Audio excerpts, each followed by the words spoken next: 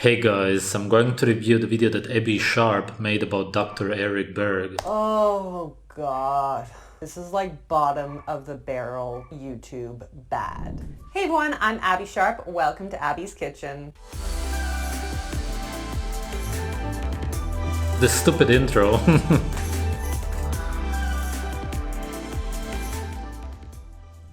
Today I will be chatting about keto and intermittent fasting enthusiast, everyone's favorite doc, Dr. Eric Berg. Oh boy, where do we start? We have a lot to unpack here, folks, but I do want to kick things She's off so with fake, a I want to throw up. classic diet review from the man behind the Healthy Ketosis program, who insists you need to do keto and intermittent fasting to be younger, thinner, happier, smarter, and less diseases.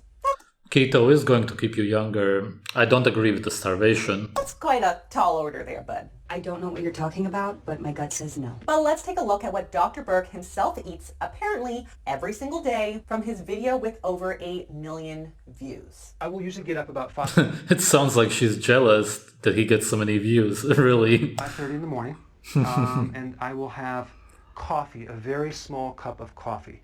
It's organic, and I put cream in there, whole cream. It's pretty irrelevant if the coffee is organic, because coffee is simply a type of bean soup, which simply provokes stress in the body. It's not healthy in any way at all.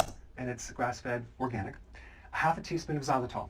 So I will drink that, and then I'll have about 4 of my nutritional yeast tablets. Okay, I just feel good when I take this. I get up early, I study nutrition, and during the time I might have a Ticino, which is a non-decaffeinated alternative coffee type drink, or some more tea. Nutritional yeast by itself for breakfast? I'm a fan of Nooch, but this is such a strange suggestion. Like, it seems kind of like a clunky way to squeeze in a plug for a product from his supplement line. Why not just put it in your eggs? So my first meal is at 1:30. I agree with her about nutritional yeast, obviously, but she doesn't even mention that he drinks so much caffeine. Oh my god, man. And of course, I love eggs. They're pasture-raised organic eggs. I put sea salt. He starts eating at 1:30 p.m. approximately. That's terrible, of course, because you should have a really big breakfast. I don't agree with intermittent starvation, which is what it is. Fasting is a synonym of starvation at all. And pepper, and they're fried in butter. In addition, I'll do 6 slices of bacon, or 3 sausages, or 2 grass-fed hot dogs, okay, with the eggs. That's a lot of saturated fat and salt in one go. Listen, like, What's the connection between saturated fat and salt? All of our cells are made out of saturated animal fat. As far as cooked food goes, he's eating a very good meal at 1:30 p.m., which is way too late. I am a huge fan of eggs, and I'm also not opposed to any of these ultra-processed meats in moderation. But it does seem ironic that he advocates eating 2 hot dogs a day, yet his website explicitly differentiates his healthy ketosis program approach from the traditional keto plan by suggesting you avoid processed foods. Grass-fed or farmer's market, it doesn't really matter. Like, these are all still ultra-processed foods that should be enjoyed in moderation, because in excess, they have been linked to things like heart disease, metabolic syndrome, cancer, and all-cause mortality. I agree with her that they should be eaten in moderation if you eat cooked food and that kind of stuff. But again, most people eat such absolute garbage that really it is a pretty good meal if you compare it to what most people eat. And this is just one of many examples where Berg continually contradicts his own advice. Now I'll do 4 ounces of cheese, and sometimes I'll It doesn't put sound collagen, but contradicting. I'm a little spoiled with cheese, okay? So this is the type of cheese that I like, and this cheese is produced from sheep on a mountaintop in France. I would love to know what would happen to Mr. Berg here if the sheep who produced his cheese were not to come from a mountaintop in France. Devastating effects, I'm sure. If I have an avocado, Why doesn't she simply say, great, you actually care where your food comes from the mountaintops of France? Sounds really good to me. I will also add that in there, and that's pretty much my meal. And then right after the meal, I may consume about 4 tablespoons of almond butter with celery. I really don't understand why he eats avocados at all. He kind of understands the purpose of eating animal fat, but then he still eats an avocado, which really only has a few minerals and vitamin E. That's it. Fat-wise, it's pretty much useless. Or pecans. Okay, so if you're going to go keto, I say this is where you want to put your money. I would love to see a greater emphasis on some of these plant-based sources of fat, which provide the benefits of fiber and phytonutrients with less saturated fat, sodium, and nitrates. Fiber, that's the indigestible part of the plant. Why would you want more of that? And phytonutrients, those are plant nutrients, completely useless for a human being. We can't do anything with them. Those are literally not nutrients for us as an animal. And less sodium. It has some sodium. Meat has also some sodium. Yes, the processed food, which is man-made, of course, will have more salt, which is bad because salt is a rock which he probably doesn't even understand. Again, I'm not saying to not have your hot dogs or your bacon, but rather to shift the proportion of our fat sources to plant-based where we can. But I mean, even still, for eggs, there's no real reasoning as to why. Plants pretty much only have plant oils. You as a human being need saturated animal fat, which is what you're made out of. Why would you switch to plant-based fat oils? 6 rashers of bacon, half a brick of cheese, olives, an avocado, quarter cup of almond butter, pecans, and dairy butter all together seems like a lot of fat for the old gut to process at once, which is naturally the slowest macronutrient to digest. Most folks would not feel so good. It's slow also because it has more calories than protein and carbs.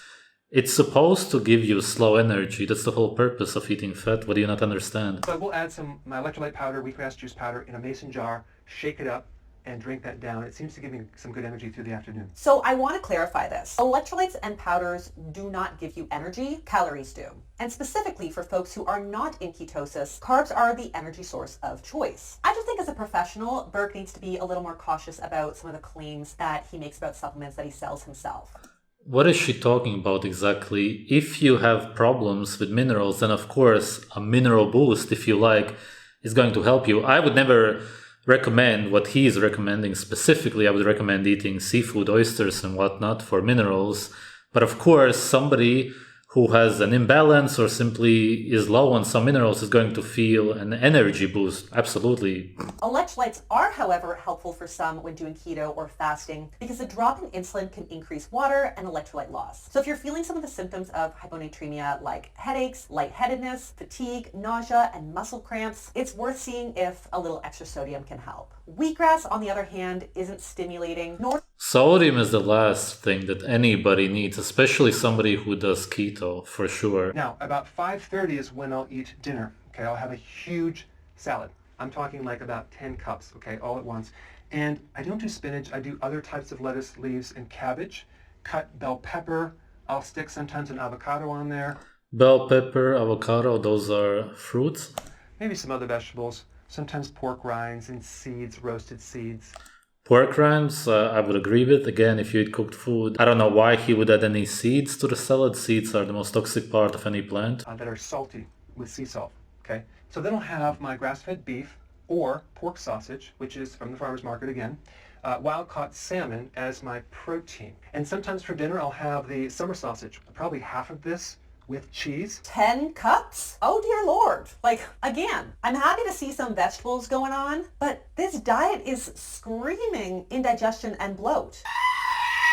And this is one of the many reasons why combining keto and a very short intermittent fasting eating window is often bad news bears. Without any carbs, we're looking at needing to eat large amounts of very slow digesting fats and high volume fibrous foods all at once just to meet your nutrient needs. And that is not going to feel... He doesn't eat the vegetables to meet his nutrient needs because vegetables basically don't have any micronutrients. They are mostly full of toxins, which you would probably call phytonutrients or antioxidants and whatnot. Feel good or even be safe necessarily for the vast majority of his 7 million subscribers. Listen, if you're absolutely convinced by the benefits of keto or fasting for you, they can absolutely be had without needing to go to such extremes. And that's it, folks. That's what Berg eats in a day, apparently every single day. And to my comment section warriors coming at me, I can understand why he eats the salad at the end of the day because As she said, and I'm surprised about it, he's most definitely going to have digestive issues, bloating, and so on from so many indigestible vegetables full of poison. It is what it is. It's also no surprise that he doesn't eat breakfast because he still probably has digestive issues from the day before when he ate all of those vegetables. A lot of things now make sense about him. I never really watched his videos so much. I also understand why he looks kind of, I don't want to say emaciated, but most certainly gaunt. Most people who do intermittent fasting for a while look kind of like him. Oh, but that's not his most recent 190 a day. I got you, babes. Because I watched that one too, and it's pretty much almost identical. Like, same, different year, but with a little less commentary. And that just goes to show how painfully monotonous this way of eating can be. In his more recent video, he includes a disclaimer that I can eat the same thing every single day. And I assume that is the case. At the end of the day, there are only so many options. For the most part, he eats very satiating animal foods. I'm not surprised that he can eat the same thing every day, except of course for the vegetables. But a lot of people who eat so many vegetables end up eating once or twice a day because of the digestive issues. When you need to meet your calorie needs on such a limited number of allowed foods. But it's important to note that diet variety is actually really important for long-term health, not to mention the health of our microbiome. So this is just one of the many reasons why I would never recommend a diet as restrictive as this for the general population. I also think that to share what you eat personally with a disclaimer that, this is just how I eat. I wonder what she means. What's really restrictive about it?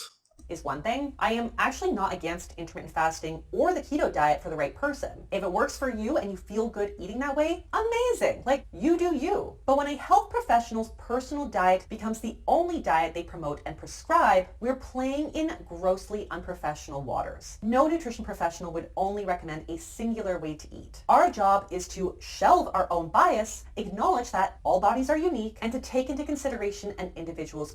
All human bodies are the same, naturally. Yes, a lot of people nowadays are sick, but for the most part, most humans on Earth would thrive by eating their natural food, as it is for every animal. For humans, that's raw meat. Of course, there are people nowadays who are missing their gallbladder and whatnot, but how many people are those actually? You're talking about extremes, which we'll mostly not find. Preferences, budget, lifestyle, morals, culture, and unique health conditions and concerns. We need to meet people where they are. But Berg's pages are overwhelmingly slanted to cherry pick and present a strict keto intermittent fasting lifestyle as the key to good health. He also is known to completely ignore the body of evidence to further his personal agenda and opinion. So for example, Berg states that the keto diet will decrease your bad LDL cholesterol. But meanwhile, a large 2013 systematic review actually found it to do the opposite. Further, a 2019 review found that keto diets are not superior to other methods of weight loss, but rather they have low retention rates, have negative side effects, and are associated with an increased risk of cardiovascular mortality. You can find so many studies saying that keto is good, keto is bad, all of this stuff. At the end of the day, what do you have to look at? What humans eat in nature, what we always have been eating, and what food we thrive on. That's the only thing that matters, because if humans in nature eat mostly meat, then of course, that's what we are supposed to eat. The only thing that ever matters when you talk about anything, not even food, is nature and what is natural, because that is always right and healthy. So instead of citing the best evidence on these topics that we have, he cites one super small study with like 66 obese patients, aka not the general population, that had a positive LDL effect. It is scientific fact. That's not how we do science, people. That's not how we do research. And that's not the only thing the knowledge doc, as he calls himself, has been known to give dubious advice about. In his video on why you shouldn't eat 100% whole grains in your diet, he puts a bunch of scary words on the screen like increases weight gain, fatty liver, and cholesterol, malnutrition with 10.9 million deaths. All of that is absolutely right. Under 5 years old. Like, that's frightening. But meanwhile, literally all the evidence that we have to date points towards the benefits of eating whole grains. All the evidence. For things like cholesterol, weight management, and longevity. Cholesterol is an antioxidant. Every cell of yours is made out of cholesterol. What are you even talking about? Cholesterol is not something you would ever want to reduce.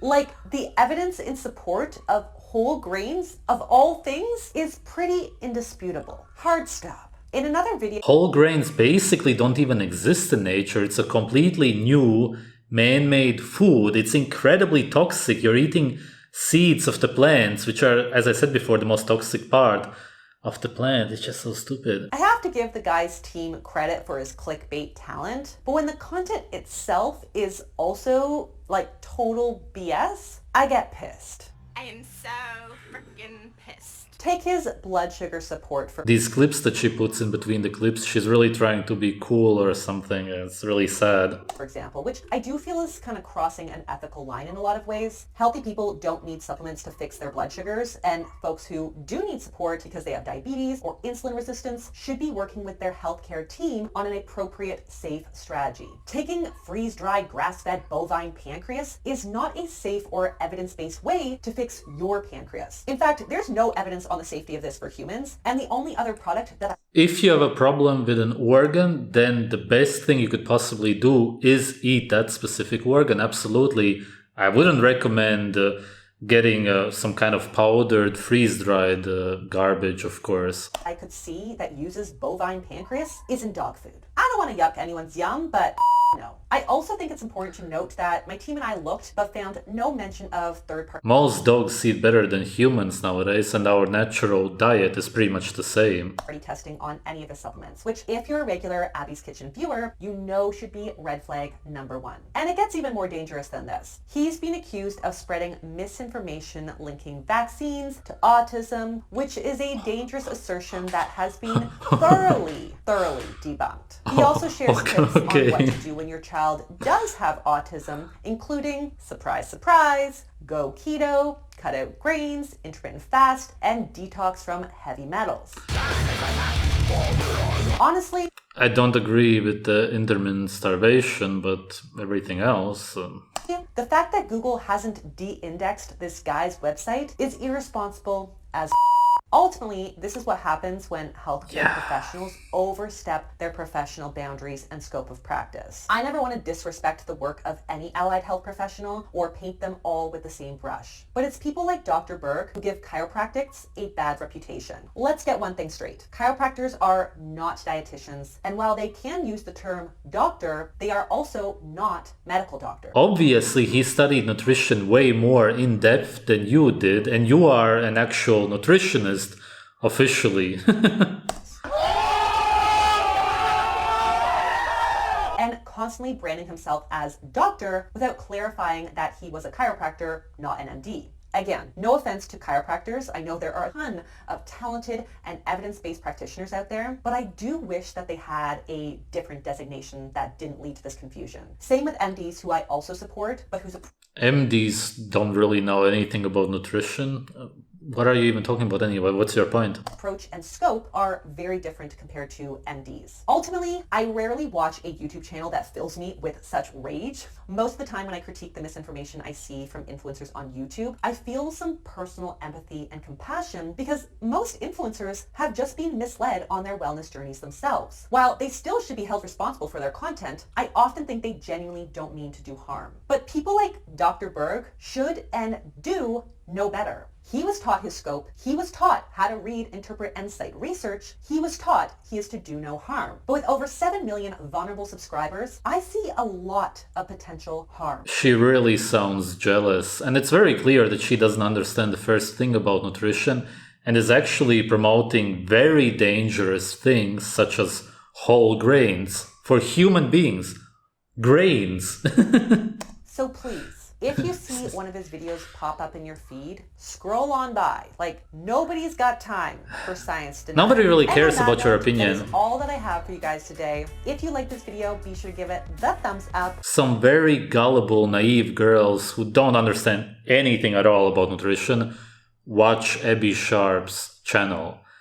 People who watch Dr. Eric Berg's channel understand a lot more, and they are actually curious about nutrition, health, food, and so on. People who watch my channel really understand what's going on and what a natural food for human beings is.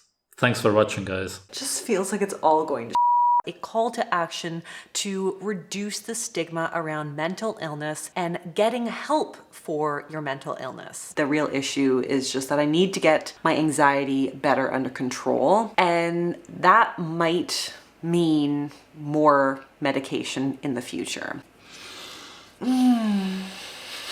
My SIBO and my IBS and all of the horrible GI troubles I've had over the past, 10 years. I don't think my anxiety is caused by my unhappiness. And he's trying to do all these little things to help me and to make me feel better so that maybe I can just be happy and not need medication.